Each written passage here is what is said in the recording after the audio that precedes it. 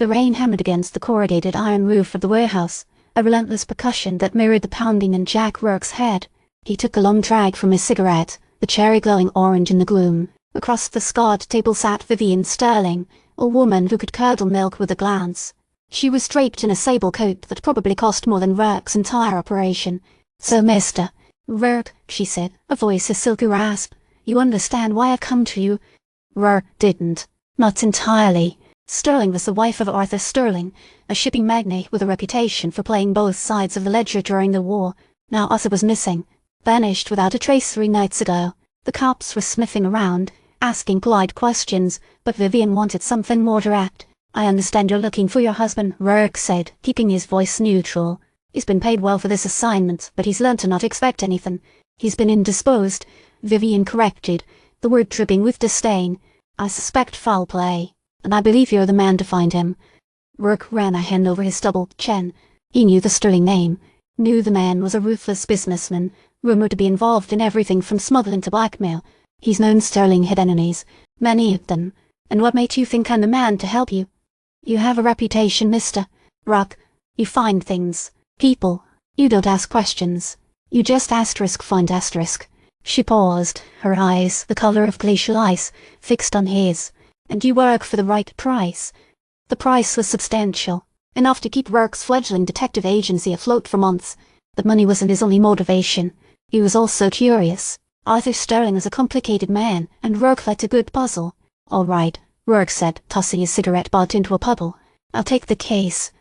The first place Rourke went was Sterling's office, a sterile environment overlooking the docks. He spoke to Sterling's secretary, a nervous young woman named Elsie, who provided a list of appointments and recent contacts. Arthur had been preoccupied with a shipment of crates marked industrial components, scheduled to arrive from Marseille. Elsie didn't know anything about the contents.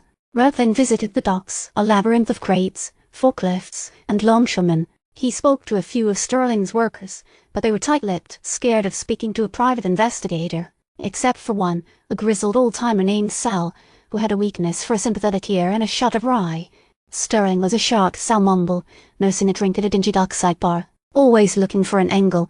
Something about a shipment coming in. Said it was important. Very important. Did he say who it was for? Sal shook his head. Just said it was delicate, like handling nitroglycerin. Rourke spent the next 2 days following leads, interviewing contacts, and piecing together a fragmented picture. Sterling's business dealings were tangled in a web of shadowy individuals and clandestine arrangements. He discovered that the industrial components weren't industrial at all. They were antique firearms, German lupis, mostly destined for a shadowy network operating in the city's underworld. He also found something else. A connection between Sterling and a notorious gangster named Frankie Moretti, a man with a penchant for violence, and a network of informants that stretched to the highest levels of City Hall. The pieces started to fall into place. Sterling had been double-crossing Morty, trying to sell the firearms to a rival gang. Morty, while wanting to be cheated out of a lucrative deal, had taken matters into his own hands. Rourke confronted Morty at his usual haunt, a smoky back room in a downtown speakeasy. Morty, a hulking man with a scar across his face, didn't deny anything. Sterling was a fool, Morty sneered, playing both sides. He thought he could outsmart me. He was wrong. "Where is he?" Rourke demanded, his hand instinctively resting on the .38 tucked in his shoulder holster. Morty chuckled. "He's where he belongs. At the bottom of the river." He motioned to a burly henchman who stepped forward. "Now, you leave, detective, or you join him." Rourke didn't hesitate. He drew his gun and a brief, brutal fight erupted. Rourke was outnumbered, but he was quick and resourceful. He managed to disable 2 of Morty's men before they subdued him. Morty watched with amusement as Rourke was tossed into a chair. "You should have just walked away, detective. This doesn't concern you." Rourke spit on the floor.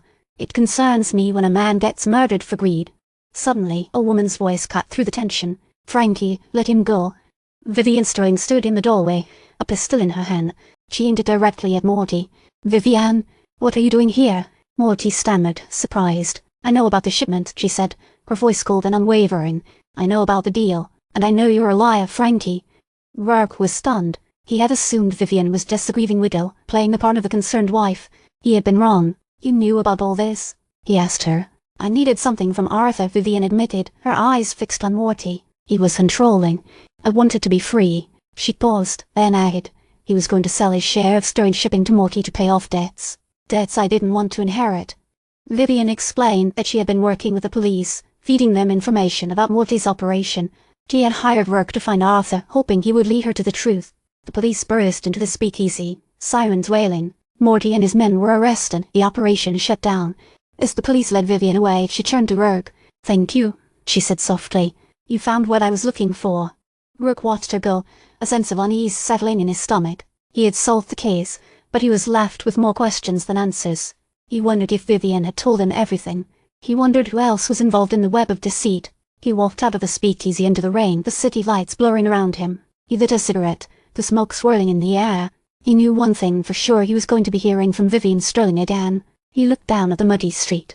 He's been hired to find a man, but now he feels like he's walked into something bigger than he initially believed. He had a feeling that this was just the beginning. The rain felt colder now,